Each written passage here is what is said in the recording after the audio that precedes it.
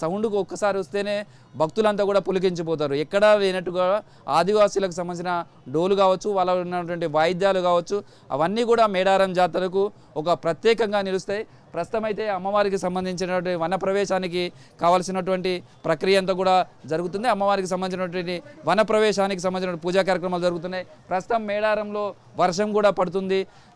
చిరుజల్లులు start అయ్యాయి. ఇప్పుడు వర్షం పడుతుంది. అమ్మవారిని వన ప్రవేశం సమయంలో వర్షం పడటం అనేది సాంప్రదాయంగా వస్తుంది. ఆ సాంప్రదాయం ప్రజెంట్ అయితే కొనసాగుతుందని చెప్పవచ్చు.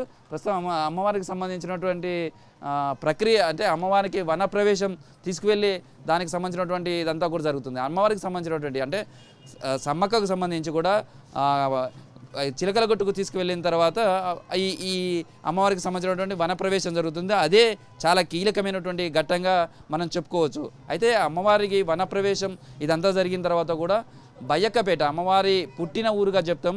బయ్యక్కపేటలో కావచ్చు, అదేవిధంగా మేడారంకు సంబంధించి ఇక్కడ కూడా సమ్మక్క గుడి ఉంది. మొదట బయ్యక్కపేటలోనే అమ్మవారికి సంబంధించినటువంటి ఈ జాతర మహాజాతర జరిగేది. కానీ జాతర సమయంలో వస్తున్నటువంటి భక్తుల తాకిడి కావచ్చు, తర్వాత అక్కడ ఫెసిలిటీస్ కావచ్చు, జాతర మరింతగా చేసే క్రమంలో అక్కడి నుంచి జాతర ఆ తర్వాత మేడారంకి వచ్చింది. కానీ అమ్మదంతా కూడా బయ్యక్కపేటే.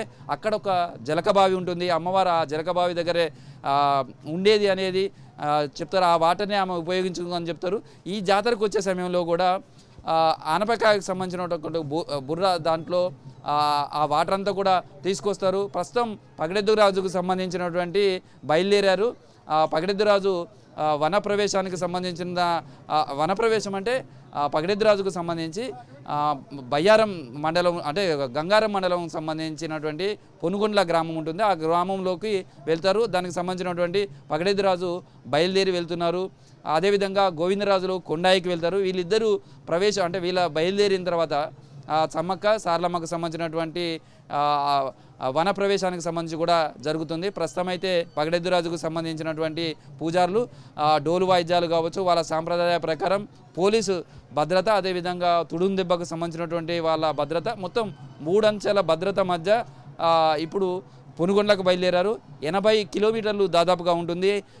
చాలా వరకు అటవీ ప్రాంతంలోంచే వీళ్ళు నడుచుకుంటూ వెళ్ళారు.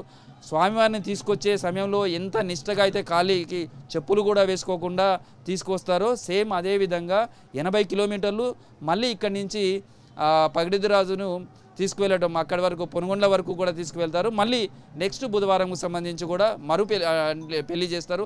అక్కడ దానికి సంబంధించిన తిరుగువారం అంటారు. ఆ పూజా కార్యక్రమాలంతా కూడా వచ్చే బుధవారం చేస్తారు. ఆ బుధవారం నాడు సంబంధించి కూడా అక్కడ కూడా ఒక పండుగ వాతావరణం ఉంటుంది. అదేవిధంగా కొండాయికి కూడా గోవిందరాజులో బయలుదేరారు. అక్కడ కూడా